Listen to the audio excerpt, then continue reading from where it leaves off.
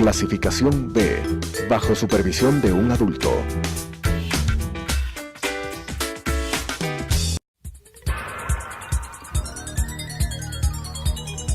Las opiniones vertidas en este espacio por la producción y dirección del programa son de exclusiva responsabilidad de sus autores y de quienes intervienen en ellos.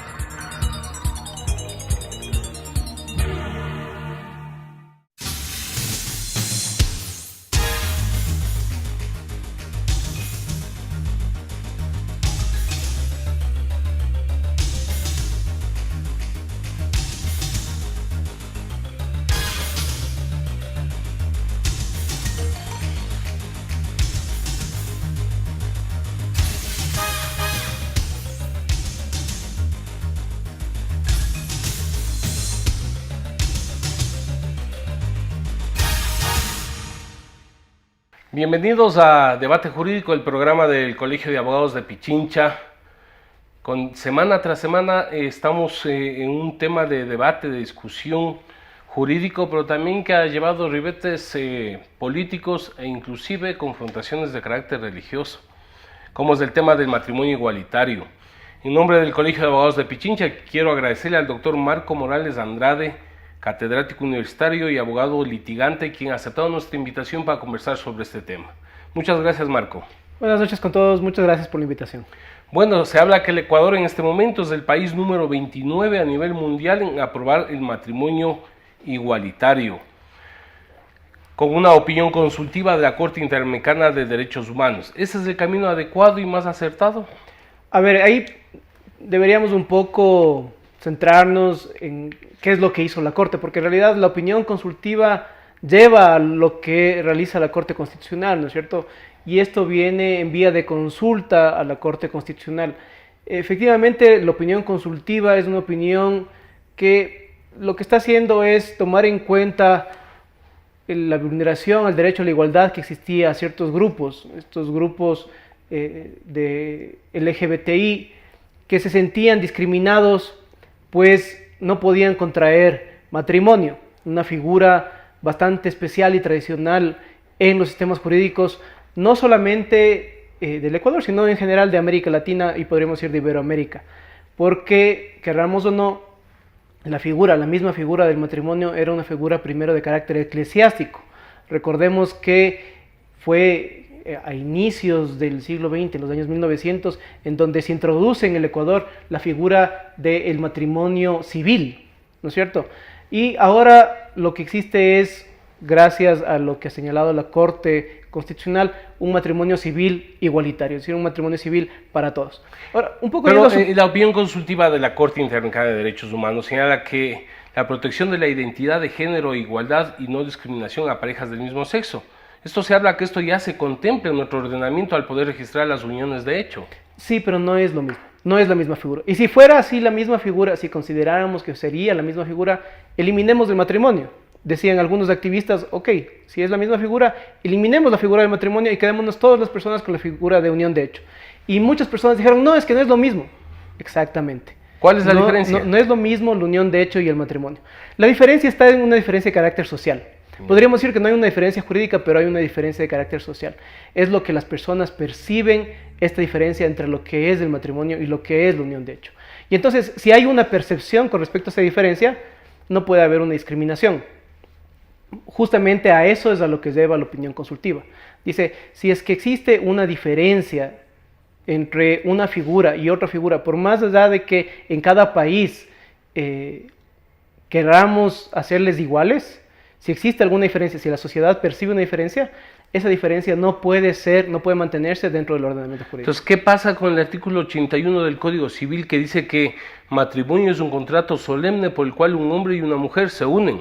Y el 52 de la Ley Orgánica de Gestión de la Identidad y Datos Civiles sobre el matrimonio, que dice que el matrimonio es la unión entre un hombre y una mujer. Bueno, justamente esos artículos en una sentencia distinta, interesante, una sentencia distinta a la sentencia que acogió la opinión consultiva de la Corte Interamericana, ya han sido declarados inconstitucionales. Por lo tanto, ya están por fuera del ordenamiento jurídico. ¿Por qué han sido declarados inconstitucionales? Justamente por atentar al principio de igualdad. Es decir, no podemos nosotros restringir solamente a un grupo de personas la posibilidad de contraer matrimonio. Esa figura, que como he dicho, no es una figura solamente de carácter legal, sino también es un tema de carácter social, es lo que perciben y lo que desean las personas. Al ser inconstitucionales, indudablemente esas dos normas, tanto el Código Civil como la Ley Orgánica de Gestión de la Identidad y Datos Civiles, indudablemente deberán ser modificadas, adaptados al nuevo ordenamiento o a la decisión de la Corte Constitucional. Pero uno de los argumentos de quienes están en contra precisamente de esta decisión dice que la Constitución en el artículo 67 también señala que el matrimonio es la unión entre un hombre y una mujer. Esto ya está a nivel de Constitución. Ahí es mucho más complicada la discusión, y esa discusión sí es una discusión más compleja. Es decir, si nos quedamos en la discusión de lo que señala el Código Civil, eso se podría solventar con respecto a, ok, esa disposición es inconstitucional. Ahora, cuando yo tengo un texto de la norma constitucional que de alguna forma podría limitar o podría llegar a limitar derechos, tengo un problema. Y en la doctrina hay grandes discusiones sobre lo que se conoce como la posible inconstitucionalidad del texto, del mismo texto constitucional. ¿Esto por qué se da? Esto se da porque en ocasiones las interpretaciones, sobre todo de los tratados internacionales, avanzan más allá de lo que puede avanzar una reforma constitucional. Porque los que defienden, en cambio, la decisión de la Corte Constitucional dice que en el mismo artículo se reconoce a la familia en sus diversos tipos. Exactamente. Ahí tenemos un problema. El problema es un problema bastante profundo con respecto a cómo se interpreta la Constitución. Y por suerte, este es un programa enfocado y visto sobre todo por colegas profesionales. Yo entiendo que la ciudadanía en general a veces se pueda confundir, pero con respecto a varios colegas, el tema resulta complejo porque no hay una sola solución posible. Y esa es mi postura. Es decir, si bien es cierto, la Corte Constitucional resolvió el tema de una forma, como lo resolvió, un voto bien complicado, es decir, 5-4, un voto dividido, no hubo unanimidad, ni siquiera hubo unos 7 u 8 votos, es decir, fue un voto dividido, una sola persona podía cambiar su opinión. ¿Y por qué existió ese voto dividido? Porque es un tema muy complejo sobre la interpretación de la Constitución. Cómo se interpreta la Constitución y hasta dónde se puede interpretar la Constitución. Y ahí, solamente termino la idea, ahí nos topamos con dos grandes problemas. O interpreto la Constitución de su forma literal, o interpreto la Constitución de una manera más garantista e integral. Ahí está la discusión. Eso vamos a conversar más adelante, pero vamos aclarando. A ver, la Corte Constitucional no resolvió una sentencia, sino dos. La primera se refiere exclusivamente a la exigibilidad de la opinión consultiva OC 2417 de la Corte Interamericana de Ecuador. Explícanos cómo se asume en este momento una opinión consultiva, porque algunos consideran de que esto no es una consulta ecuatoriana y por lo tanto no sería vinculante para nosotros. Bueno, hay que ir, como decía al inicio de esta entrevista, hay que ir a los hechos. La consulta efectivamente nace aquí en el país, eso es indudable. Este tema sube en consulta de justamente una sala de lo penal de una corte provincial en este país. ¿Y por qué se hace la consulta, la corte? En una acción de protección, unas personas que estaban deseando registrar su matrimonio, personas del mismo sexo, solicitan a través de una acción de protección que el registro civil las registre.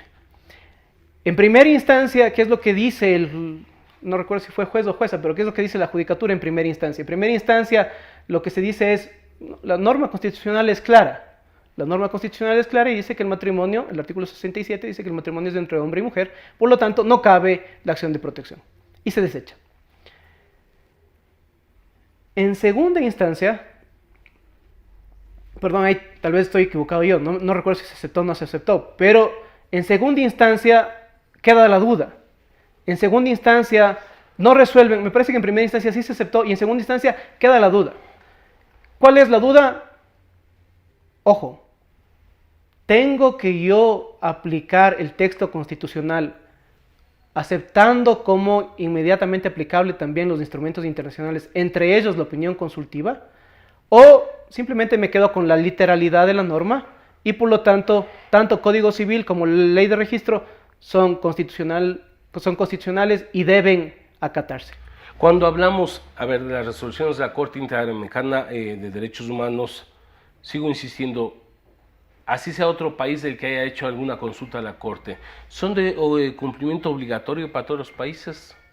A ver, ahí en el tema del sistema interamericano no soy yo un especialista, más allá de los estudios que he tenido sobre el sistema interamericano, pero efectivamente en nuestro país, ahora, luego de lo que ha señalado la Corte Constitucional, estas opiniones consultivas son instrumentos internacionales y por lo tanto en materia de derechos humanos de directa e inmediata aplicación. Ese es el tema, está vinculado a derechos humanos Sí. y por lo tanto son de cumplimiento obligatorio. Bueno, de antemano se declara inconstitucional los artículos que habíamos hablado del Código Civil y de la Ley Orgánica de Gestión de la Identidad y Datos Civiles. Esto a partir de una sentencia del juez Dávila. Tiene que leerse en consonancia con lo que ha dicho la opinión consultiva, es decir, tiene relación directa esto del juez Dávila con lo que estableció la Corte Interamericana de Derechos Humanos. A ver, la sentencia del juez Dávila efectivamente es una sentencia que profundiza en cuál es el alcance de las opiniones consultivas dentro del ordenamiento jurídico ecuatoriano.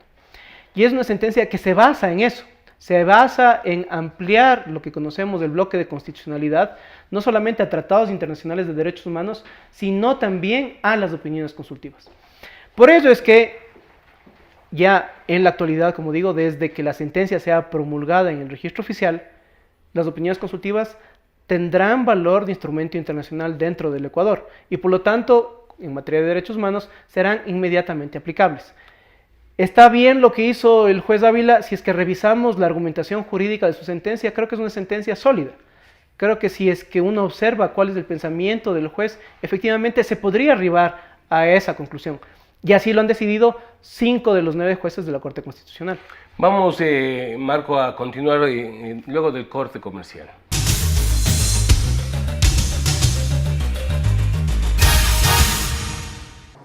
Adriana, cancélame todas las reuniones. No voy a ir a la oficina. Estoy con una jaqueca que no aguanto. ¡El jefe no viene!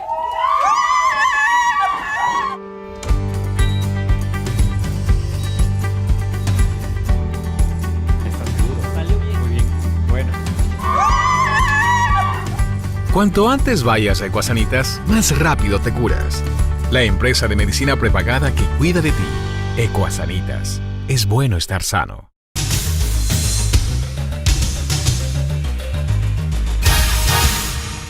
Regresamos entonces con Debate Jurídico, el programa del Colegio de Abogados de Pichincha. Para quienes nos sintonizan a partir de este momento, estamos hablando del tema del matrimonio igualitario con el doctor Marco Morales Andrade, catedrático universitario y abogado litigante. Justamente estamos en este debate que se ha levantado en nuestro país respecto al tema del matrimonio igualitario. Los contradictores de la sentencia dicen que se ha reformado la Constitución y que esa atribución no tiene la Corte, que es una interpretación y que para la interpretación se requiere 7 de los 9 votos de los jueces. A ver, vamos un poco observando las 2 preguntas que están ahí. La primera pregunta es, ¿se trata esto de una acción de interpretación de la Constitución? Evidentemente que no. O de una reforma. Y vamos de eso porque esa es otra cuestión. Vamos primero al tema de si es o no es esto una interpretación, una acción de interpretación. Y no lo es. No es una acción de interpretación. Más allá que la acción de interpretación se la hace con respecto a la parte orgánica de la Constitución. Cuestión que tampoco se observa en este caso. En este caso estamos hablando de la parte dogmática de la Constitución. Es ahí que debe existir una mayoría calificada de jueces de la Corte Constitucional para poder realizar una interpretación. Y así lo señala justamente la Ley de Garantías Jurisdiccionales y Control Constitucional. Cuando la máxima Corte, la Corte Constitucional, interprete la Constitución a fin de interpretar la parte orgánica, se requerirán indefectiblemente, por mandato de la ley, 7 de 9 votos. Este no es ese caso. Ahora, ¿existe una reforma de la Constitución?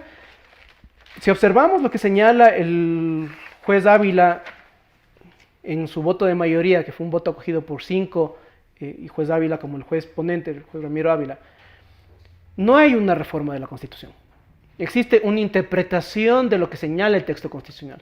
¿Y qué es lo que dice el juez Ávila?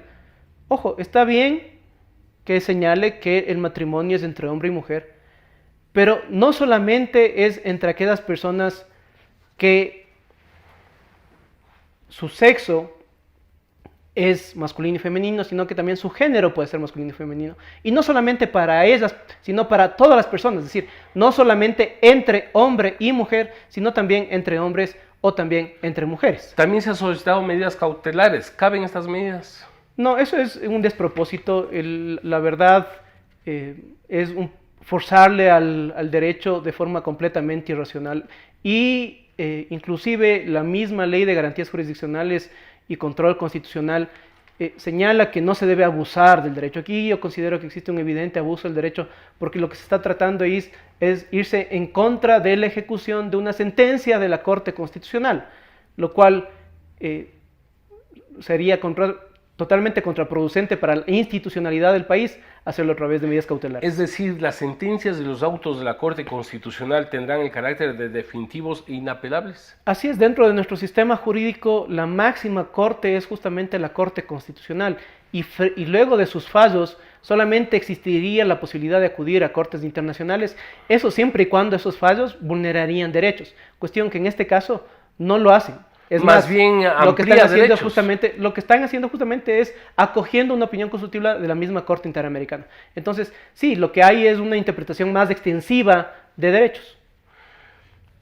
Sin embargo, también se habla de solicitar una consulta popular. ¿Puede darse esa posibilidad? A ver, eso es una posibilidad muy peligrosa. El ir a consultar derechos es algo que no se debe hacer en un Estado democrático. ¿Y por qué no podemos hacerlo esto en un Estado democrático? Porque si estamos consultando derechos, primero vulneraríamos ya uno de los principios que la misma Corte Interamericana nos ha señalado. Los derechos no se consultan. ¿Por qué no se consultan los derechos? Porque podríamos estar afectando a minorías.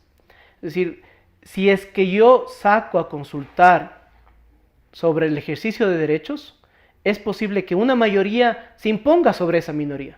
Y en ese caso vulnere los derechos de esa minoría. Por eso los derechos no se consultan y no se deben consultar. Si no estoy mal, es la misma Corte Constitucional la que debe aprobar el texto de estas consultas. De paso, entonces, claro, no debería darle paso a ese. Más allá que el tema estaría un poco blindado, el tema de la consulta estaría un poco blindado justamente porque la Corte se pronunciaría sobre aquello. Y en ese caso yo estoy seguro que no solamente serían 5 votos contra 4, sino serían de forma unánime, porque algo en donde sí no existe duda es que los derechos no se llevan a consultar, los derechos no caben ser consultados. Está claro la parte jurídica, indudablemente, Marco, nos has ayudado bastante con tu conocimiento, pero ahora hablemos lo que ha provocado precisamente esta decisión de la Corte. Reacciones en la ciudadanía, unos a favor y otros en contra. Particularmente grupos religiosos se han manifestado en las calles. ¿Por qué vincular un tema de derechos eminentemente jurídico que tiene que ver precisamente con derechos relegados de un sector que también son ecuatorianos, son ciudadanos, vinculado a un tema inclusive de carácter religioso? Lo que pasa es que no podemos dejar de lado que vivimos en un país en donde, si bien es cierto somos un país laico, su ciudadanía es católica, en su gran mayoría. Y estamos viviendo algo muy similar a lo que se vivió en su momento cuando se estaba aprobando el matrimonio civil. Es decir, la sociedad también en ese momento, cuando se aprobaba la posibilidad de que 2 personas se casen por la vía civil, también la sociedad protestó. También se pensaba que era el acabose de la familia. Cuando como la apareció el conocíamos. divorcio también. Obviamente, porque estábamos acabando con una institución que antes era inamovible. El matrimonio era para toda la vida. Son estas educaciones, de estos valores, de estas cuestiones muy de la moral católica, arraigadas en nuestra sociedad, que ahora hacen ver estas otras cosas como algo ajeno a ello. Y que no debería explotarse, porque precisamente esos son los riesgos en una consulta popular, por ejemplo, de que se principalice estos elementos y se deje lo que tú nos has explicado, el tema de derechos. Así es, lamentablemente no podemos mezclar lo que es la religión con el derecho. Si bien es cierto, en las discusiones en la familia o en las discusiones de sobremesa podrán existir aquello con nuestros amigos, nuestros colegas, no podemos dejar que eso llegue a instancias judiciales. No podemos dejar que eso llegue a instancias institucionales. También se han pronunciado, por supuesto, a favor los grupos LGTBI y también han recibido críticas. Parece esta semana fue el Día del Orgullo Gay y hubo aparentemente expresiones que afectan al espíritu religioso de quienes son o somos creyentes. ¿Será un tema de respetarnos mutuamente? Yo creo que sí. Yo creo que sí. Es un tema de mutuos respetos, siempre y cuando hayan expresiones de lado y lado dentro de la línea del respeto, deben ser respetadas. Ahora bien, tampoco cabe marchas con pancartas y demás buscando la discriminación a grupos que han sido vulnerados. Entonces, de lado y lado debe existir respeto. Es decir, no te metas con mi vida, no me meto con tu vida. Por supuesto. ¿Qué opinión te merece? No, esto no podemos hacer como una aseveración total, pero son los jóvenes, o la mayoría jóvenes, que aceptan esto y son los grupos de mayor edad quienes lo rechazan. ¿Eso se podría entender de que la juventud va teniendo un mejor comportamiento de reconocimiento a estos grupos minoritarios? No creo que sea un mejor reconocimiento, sino que es una sociedad cambiante. No sé si ustedes han tenido la posibilidad de observar, por ejemplo, la primera mujer que fue detenida por usar un traje de baño. Estaba utilizando un traje como buzos, es decir, era un traje simplemente pegado al cuerpo, en donde lo único que se veían eran las manos y los pies y del cuello para arriba, pero era un traje pegado al cuerpo y fue detenida por un atentado a la moral. Esto a inicios del siglo XIX. Claro, con el tiempo ahora no se nos ocurriría llevarle detenida a una mujer que esté en traje de baño en la playa. Yo creo que la sociedad va cambiando y es justamente los jóvenes, las generaciones más jóvenes, aquellos que van aceptando ese cambio porque lo están viviendo. Pues necesitamos entonces a los jóvenes, a nuestros adolescentes, a nuestros niños, educarles, y creo que aquí juega un papel muy importante la educación, y empezamos por los maestros tenemos que tener claridad de estos elementos de derechos, caso contrario seguiremos manteniendo esquemas del pasado.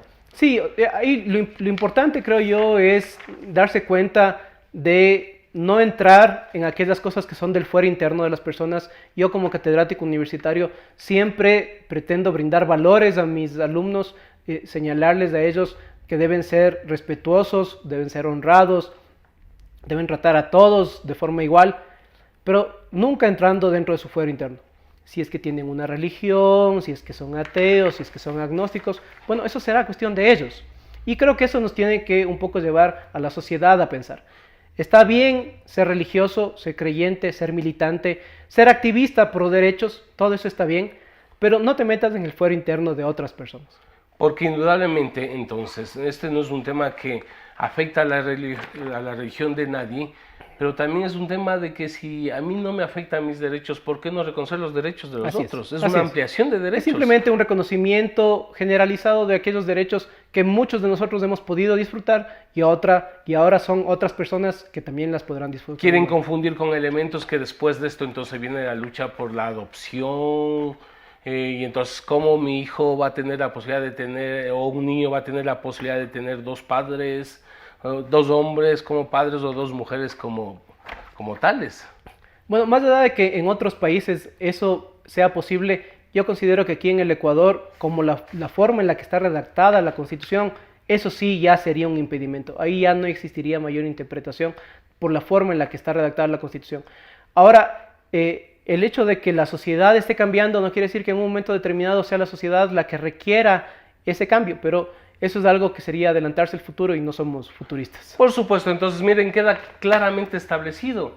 Queremos agradecer en nombre del Colegio de Abogados al doctor Marco Morales Andrade, porque realmente esto nos va abriendo criterios respecto a que no nos dejemos llevar por formas que lo que buscan es confrontar a los ecuatorianos y no reconocer que vivimos en una sociedad cambiante de reconocimiento de derechos de la sociedad ecuatoriana. Muchas gracias. Muchísimas gracias a ustedes. Las opiniones vertidas en este espacio por la producción y dirección del programa son de exclusiva responsabilidad de sus autores y de quienes intervienen en ellos.